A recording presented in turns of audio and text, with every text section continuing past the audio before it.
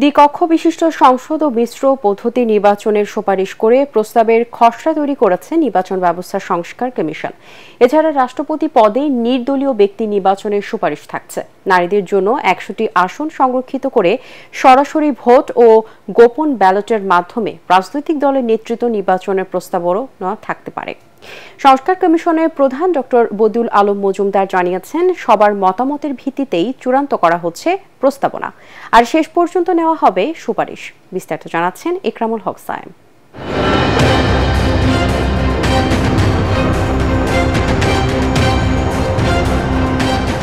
ছাত্র জনতার গণ অভ্যুত্থানের মাধ্যমে গঠিত ডক্টর মোহাম্মদ ইউনূসের অন্তর্বর্তী সরকারের অন্যতম অগ্রাধিকার ইস্যু অবাধ ও গ্রহণযোগ্য নির্বাচন আয়োজন করা। শেখ হাসিনা সরকারের সময় টানা বিতর্কিত ভোটের পর কার্যকর নির্বাচনী ব্যবস্থা গড়ে তুলতে কাজ করছে সংস্কার কমিশন। ডক্টর বদিউল আলম মজুমদারের নেতৃত্বে গঠিত নির্বাচনী ব্যবস্থা সংস্কার কমিশন এ বিষয়ে প্রস্তাবনা জমা দেবে ডিসেম্বরের মধ্যে। অংশীজনদের মতামতের ভিত্তিতে সুপারিশমালা এখন প্রায় শেষ পর্যায়ে। Double million offer, Walton fridge কিনে পেতে পারেন 20 লক্ষ টাকা, রয়েছে কোটি কোটি টাকার নিশ্চিত উপহার। সবগুলো আইন কানুন বিধিবিধান পর্যালোচনা করে কতগুলো অগ্রাধিকার চিহ্নিত করেছি, যে ক্ষেত্রে পরিবর্তন দরকার, সংস্কার দরকার। দ্বিকক্ষ বিশিষ্ট সংসদীয় ব্যবস্থা প্রবর্তনের প্রস্তাবনা থাকছে সংস্কার কমিশনের। প্রচলিত পদ্ধতিতে নিম্নকক্ষ আর উচ্চকক্ষের ভোট হবে সংখ্যানুপাতিক পদ্ধতিতে। একই সাথে নারীদের জন্য 100 আসন সংরক্ষিত রেখে তা ঘূর্ণায়মান পদ্ধতিতে নির্বাচনের সুপারিশ থাকতে পারে। সংসদে নারীদের আসন বাড়িয়ে দিয়ে সেখানে ওই যে প্রথম পর্বে কতগুলো আসনে সরাসরি নির্বাচন নারীদের জন্য সংরক্ষিত, পরের বারে অন্য কতগুলো আসন, তারপরে অন্য কতগুলো আসন, এটা অনেকটা নিশ্চিত করে বলা যায় যে হয়তো দ্বিপক্ষ বিশিষ্ট আমাদের সংসদ হবে। কারণ দলগুলো চায়, সব দলগুলোই চায় এবং কারোই তেমন বিরোধিতা নাই।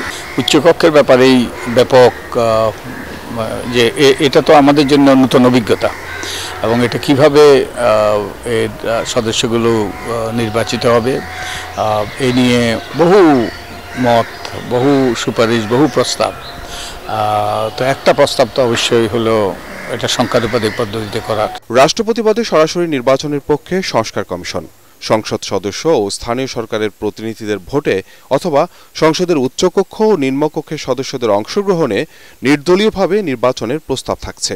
আপার হাউস, লোয়ার হাউসের দুই কক্ষের সংসদ সদস্যরা এবং একই সাথে এর সাথে স্থানীয় সরকার প্রতিনিধিরা ৬০-৬৫,০০০ স্থানীয় সরকার প্রতিনিধি বিভিন্ন স্তরের তারা মিলে নির্বাচক মণ্ডলী হতে পারে এবং এদের ভোটে, মেজরিটি ভোটে নির্বাচন হতে পারে। তাহলে যে কোনো ব্যক্তিকেই আর রাষ্ট্রপতি করা যাবে না। রাজনৈতিক দলের মধ্যে গণতন্ত্র প্রতিষ্ঠায় গোপন ব্যালটের মাধ্যমে নেতৃত্ব নির্বাচনেরও সুপারিশ করছে সংস্কার কমিশন। গণতন্ত্র চাইতে হলে রাজনৈতিক দলগুলোর মধ্যে গণতন্ত্রের চর্চা হতে হবে। তো সেখানে তারা গণতান্ত্রিক উপায়ে যদি তাদের প্রত্যেকটা যে ক্ষেত্রের নেতৃত্ব তারা যদি নির্ধারণ করে, তাহলে এটা গণতান্ত্রিক ব্যবস্থা কায়েমের পথ সুগম হবে বলে আমরা বিশ্বাস করি। এছাড়া প্রধানমন্ত্রী পদে 2 বারের বেশি না থাকা, না ভোটের বিধান রাখা এবং বিনা প্রতিদ্বন্দ্বিতায় নির্বাচিত হওয়ার সুযোগ বন্ধ করার সুপারিশ করবে নির্বাচনী ব্যবস্থা সংস্কার কমিশন। আমরা হয়তো সকলকে খুশি করতে পারবো না, কিন্তু আমরা একটা সুচিন্তিত মতামত দেওয়ার চেষ্টা করব।